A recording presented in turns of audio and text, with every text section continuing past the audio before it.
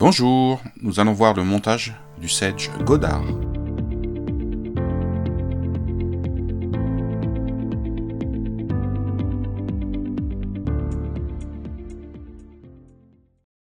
On va voir le montage de ce Sedge sur un hameçon Daichi 1170 numéro 12. Donc c'est un Sedge qui est très connu, qui est fait tout le corps est fait en poil de chevreuil. C'est une mouche qui flotte très très bien, justement grâce à ce poil de chevreuil. Donc je vais vous faire voir comment je monte cette mouche. Alors, j'utilise bien sûr un morceau de peau de chevreuil. C'est pour moi le poil qui va le mieux pour faire ce genre de mouche. Donc on va prendre une petite touffe. Donc il faut bien doser faut pas trop prendre trop gros ou trop petit. Alors la première touffe, il faut la placer là bien au niveau de la courbure, mais bien tenir les poils. Il faut éviter qu'ils tournent. Et vous enroulez le fil de montage à l'intérieur là des fibres qui sont des poils qui sont sur le côté droit. Voilà. Vous voyez, en maintenant les poils bien avec la main gauche, ils ne bougent pas. Et là, je tasse un tout petit peu. Donc je positionne toujours mon fil juste devant la première touffe. Là, j'en prends une deuxième. C'est un empilage de touffes de poils de chevreuil, tout simplement. Là, je replace. Et là, je fais un premier tour, je tire un deuxième et je lâche. Et je laisse tourner autour de l'hameçon. Au bout d'un moment, ça se bloque, ça ne bouge plus. Et avec toujours le fil de montage, je tasse un petit peu d'abord. Et je viens toujours placer mon fil de montage devant. Voilà. Toujours tasser, c'est très important. Alors je continue. Une autre touffe. Voilà. Très bien. Bonne quantité. Et je recommence. Voilà. Je prends un deuxième tour. Et au deuxième tour, je lâche.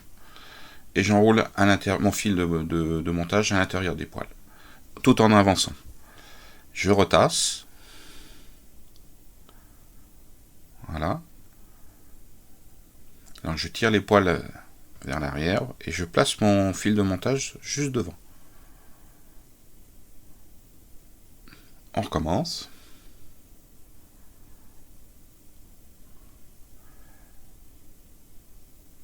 Donc pas trop, c'est bon. Voilà, le premier tour, pas trop serré. Deuxième tour, je tire et ça bascule un tout petit peu. Et au fur et à mesure que vous faites vos enroulements, ça se bloque. Vous voyez, là je retasse. À chaque touffe que vous mettez, il faut tasser. Donc vous pouvez utiliser vos doigts ou vous pouvez utiliser, il y a des outils qui servent à ça. Voilà, vous voyez mon fil de montage est juste devant. Il reste encore un tout petit peu de place. Donc je vais mettre une touffe de tout petit peu plus petite pour combler. Vous voyez, et hop, je lâche et ça tourne. Donc là je tire un petit peu vers l'arrière tout en passant mon fil à l'intérieur des poils. Vous voyez. Et là je suis juste derrière l'œillet et là je vais retasser un tout petit peu. Et en tassant je vais ainsi libérer de la place pour pouvoir faire la collerette. Voilà, toujours bien faire un petit enroulement. Voilà, on est arrivé, je dirais, à la bonne quantité de poils. Donc là, je vais bloquer mon fil de montage avec deux demi-clés. Donc je vais mettre mon fil de montage de côté pour l'instant. Et on va commencer à tailler. Alors moi, je le fais au ciseau, on peut le faire avec une lame de rasoir. Mais moi, je suis plus à l'aise, c'est comme vous voulez, soit au ciseau, soit avec une lame de rasoir. Donc là, je mets mon ciseau dans un angle.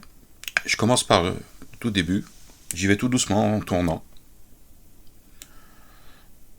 Alors vaut mieux y aller tout doucement que de mettre un petit coup de ciseau malheureux et recommencer la mouche. Donc là, l'utilisation d'un étau rotatif est appréciée. Parce que vous avez juste à tourner la mouche et à garder votre main bien fixe.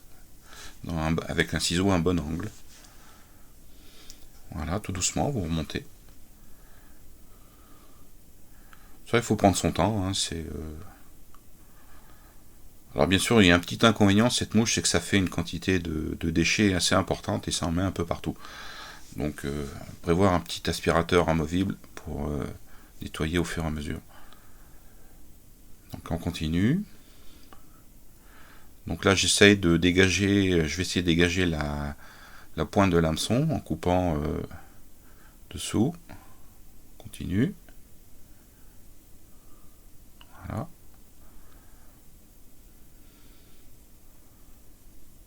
Allez, je vais couper jusqu'à l'hameçon, dessous. Voilà, ça y est, j'ai dégagé la pointe. Donc il faut prendre son temps. Hein.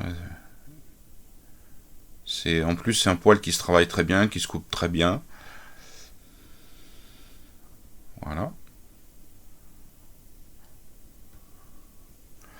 Très bonne mouche qui passe en réservoir, marche très très bien.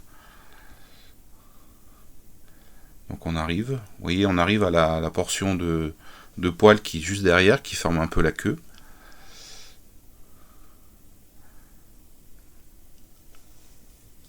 Là je vais prendre, vous voyez, je prends un petit pinceau pour bien nettoyer, dégager, nettoyer la tête de l'étau. Voilà, comme ça c'est plus propre. Donc il m'en reste... alors ce que je vais faire là, je vais prendre, vous voyez, les poils qui sont derrière, je les regroupe, je les tire, je les serre et je coupe. Et ça va me former, je dirais, l'arrière de l'aile. Alors vous pouvez donner différentes formes, hein, ça c'est un petit peu au goût de chacun.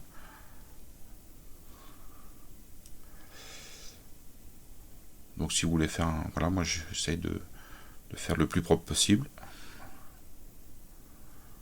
Faut toujours être très prudent, hein, parce qu'un petit coup de ciseau malheureux et ça met en péril votre mouche.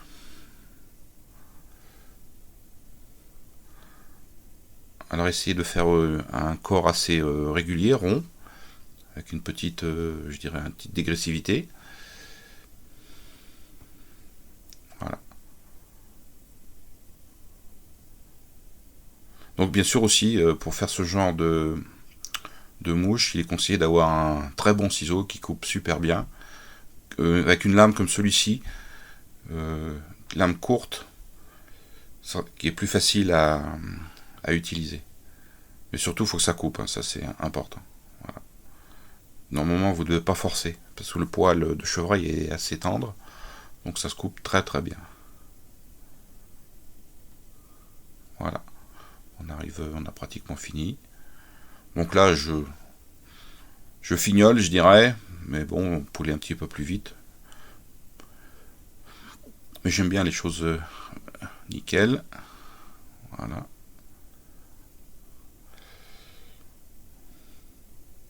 Prendre son temps. Voilà, je dirais le corps de ma mouche est terminé. Là, j'en enlève un tout petit peu. Donc on va faire la collerette de cette mouche. On va prendre une plume de coup de coq. Hein. Ici c'est du Whiting Farm, du High Dry. Donc on va choisir la plume en fonction de la grosseur de l'hameçon. Donc on va attacher la plume. Donc j'ai préparé, je l'ai ébarbé et j'ai dégagé un petit rachis pour pouvoir l'attacher. Donc là je fais une demi-clé, c'est pour éviter que le fil se défasse. Donc je vais l'enrouler tout doucement. Alors je prends ma pince à racle. Voilà, et je tire un petit peu derrière. Voilà. Vous voyez, j'enroule mon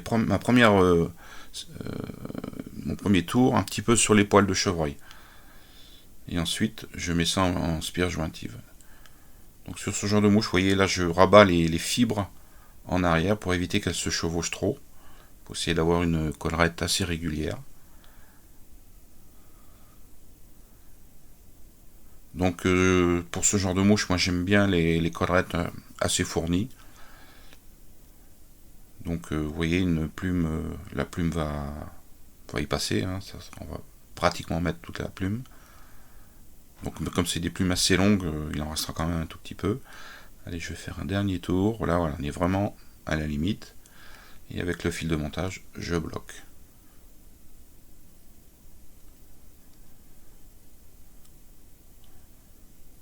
j'enlève la pointe. Voilà. Et là, je vais faire la tête. Alors, je remonte légèrement sur la collerette. Vous voyez.